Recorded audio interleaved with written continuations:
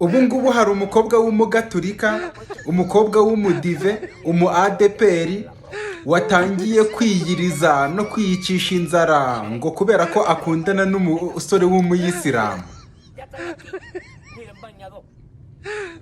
Mbese ubu ngubu ngo batangiye kwifatanya mu gisibo, abayisilamu basibe, uwo musheri we nawe yifatanye nawe mpaka kugeza igihe irayidi izabera.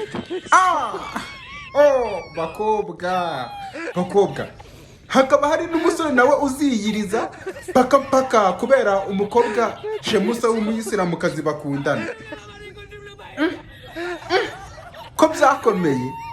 Noneho ibanga mutazi, wa mukobwa we nuko utazi ko ababyeyi buriya musore w'umuyisilamu mukundana bamaze kumufatira umwanzuro, umukobwa bazakundana ni Nadia bakanashakana. Wowe ntabwo muzabana. Keretse nugira icyo ukora ukamukoresha paka ahinduye idini akava mu bayisilamu. Uzabishobora?